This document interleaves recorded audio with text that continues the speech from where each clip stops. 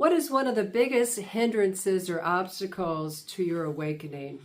That's what we're going to talk about, but bear with me. This body, my body's dealing with a virus, and so I'm feeling a little under the weather and vulnerable, but it's a perfect time, feeling vulnerable, to talk about this topic, because one of our greatest obstacles to awakening or to staying awake, even during the integration process, is this belief that if we are really awake, then we're always going to be at peace, and we're always going to feel great, and we're going to be happy, and there won't be any more suffering. I'm bringing this up for a couple of reasons. One is because it's the truth about one of the greatest hindrances to our awakening process, but also because there's a lot of feelings that are surfacing right now here in the United States and in other parts of the world as well, no doubt. There's a lot going on, a lot of chaos. But here in the United States, there is there's been division going on for many years now, but now the chaotic impulse that's happening, the fear that has been triggered by so many unknowns from so many programs being cut. It's happening in ways that I've never experienced, not in my lifetime. So here's the thing with non-duality. This is everything that you are feeling or you are experiencing on any level, for any reason, whether it's because of what's happening here in the United States politically or something happening in your own personal life that has nothing to do with what's happening politically, all of that is part of your lived reality, your lived experience. So from a non-dual perspective, that means that it's all part of your true nature. True nature is enlightened and it is unenlightened. True nature is happy and joyful, and true nature is depressed. It's the whole package. So what happens is, in this realm of non-dual thinking, and on many spiritual paths, there's this belief that the ultimate core of what we are is pure bliss and everlasting peace. And so if we're not experiencing that all the time, then there's something wrong. We get into this or that. And really, that kind of thinking is dualistic. That is at the core of dualistic thinking, when we think, I shouldn't feel this way, because if I were really awake, I wouldn't be upset about anything. I've heard people say, well, if I'm really awake, then it doesn't matter where I am or what's happening, none of it would bother me. Well, that in itself is dualistic thinking, because again, everything that you're experiencing is part of what true nature is experiencing at the ultimate level of its consciousness. What I mean by that is that your body, like right now, this body I'm dealing with is dealing with a virus. That's part of true nature. The thoughts that I'm thinking is part of true nature. Consciousness is what we are, is shining through the body, dealing with the virus, and the mind that has thoughts that are coming up around concern or anxiety, perhaps, with what's happening. All of that is part of true nature, and the true nature consciousness is shining its light through all of that, having this experience.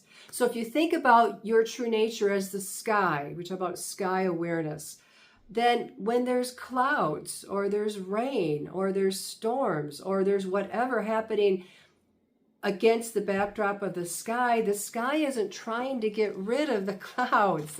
The sky doesn't care that there are storms that are happening or rain that's pouring down.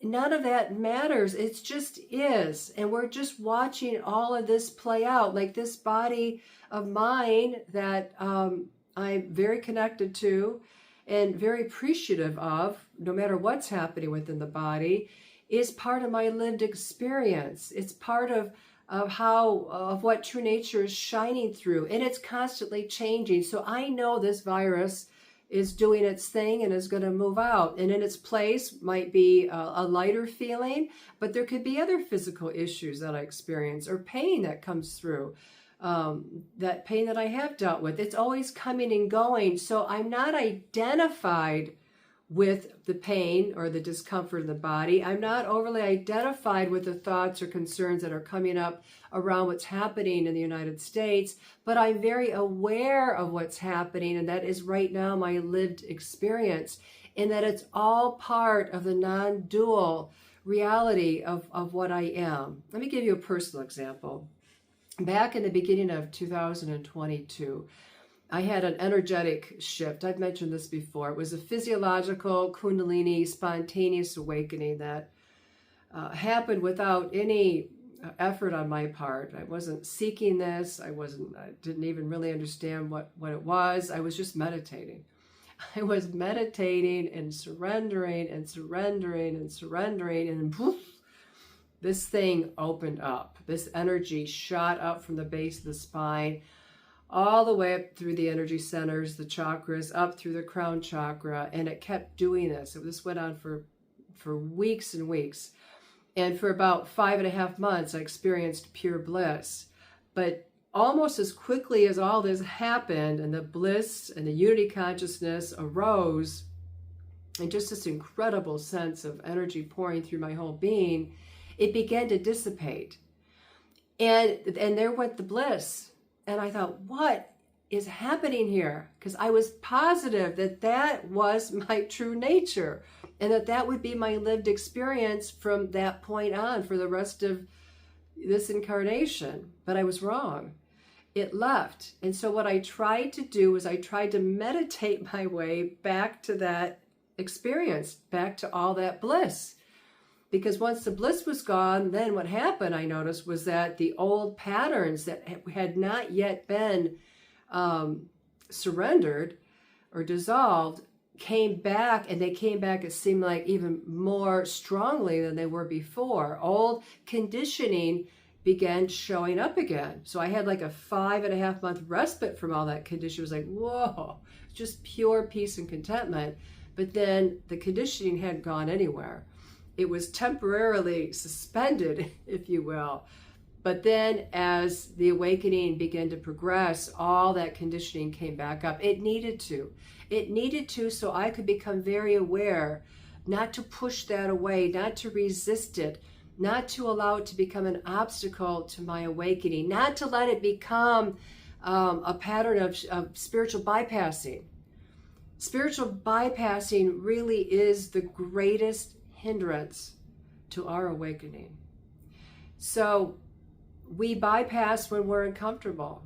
We bypass something, or we try to bypass when we're feeling out of peace, when we're feeling afraid, when we're feeling anxious, when we're feeling some inner conflict, some disturbance about something. We don't want to feel it, and so we try to move into non-dual teachings or spiritual teachings. And ironically, many of the spiritual teachings actually exacerbate the experience of duality.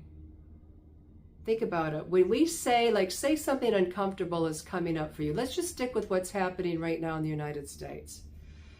And it's uncomfortable for you. The tendency with many of the spiritual teachings is to say, oh, that isn't real. Or, oh, I'm pure consciousness. I'm pure awareness. I'm not that. I'm not that feeling. So this feeling can't be real of, say, anxiety. I'm not that. And then we dissociate from what we're feeling. This is the biggest hindrance to your awakening. I promise you. If you will allow yourself to have the feelings of anxiety, of fear of the unknown, of uncertainty or doubt, or of sadness of what you see. Maybe it's not directly affecting you, what's happening with some of these changes, policy changes, or cuts that are happening, financial cuts that are happening in many of the institutions that we've come to know. But you're suffering because other people are being affected by it, by these cuts, say, for example. Then the best thing you could do is let that just be, and recognize that for in this moment that you're having the experience, it's what true nature is okay experiencing. True nature isn't seeing it as good or bad. There's no duality. There's no judgment. There's no, oh, this is uncomfortable. I don't want to feel it, so I'm going to get busy. There's none of that. There's no need to be restless. There's no need to numb out. In fact, your awakening will continue to deepen and open as you can be with it as part of your lived experience. Because the only thing we know, I mean, if we're just going to cut through all the crap, right?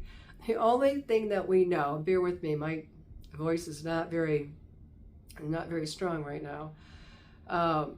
The only thing we know is our experience. What else do you know except what you are currently experiencing? There isn't anything else. And the true nature that we are, this shared being that we are, isn't trying to do anything to wake up. It just is. The awakening is in the acknowledgement and the acceptance, really the acceptance, that whatever we're feeling, whatever we're thinking is okay. And as we come from that place of real compassion for what we're feeling, like this body, my body not feeling well, I've been really loving it, really nurturing it. In the old days, I would have went, oh, I'm sick and I'm just going to push my way through it. But no, it's like, what is it that we need here? What kind of rest and nurturing and, loving the inner child, kind of nurturing, what's needed here? And it's all okay. And I haven't been very busy this week because what's the point? The body wants to relax and to be nurtured, to be really present. No pushing away of anything. Now, creating videos, this gives me joy. So I feel that it is a form of nurturing, but I'm not going to push it today. I'm not going to go beyond what the body's saying it's comfortable doing. That is coming from a loving, compassionate place, which is our true nature. So again, just keep in mind that true nature is asleep. It's shown up asleep in your lifetime, and it's shown up as awake. It has shown up as joyful and has shown up as depressed. It has shown up as optimistic, and it has shown up as hopeless. All of this, the whole wide range, the whole vast spectrum of feelings and thoughts and sensations in the body are all part of our true nature. So I'm bringing to you the greatest hindrance and really the greatest solution, and that is your willingness to be compassionate toward everything that's arising in your field of awareness, in your life, physically, emotionally, mentally, without any need to describe it or to perceive it as this or that. When really it's the whole thing. This is the beauty about the non-dual path. It really is a paradox. It really is the being able to hold the opposites in our awareness, the opposites of enlightenment and unenlightenment at the same time, and to really embrace that. So if you have any experience you want to share around this, please feel free to comment.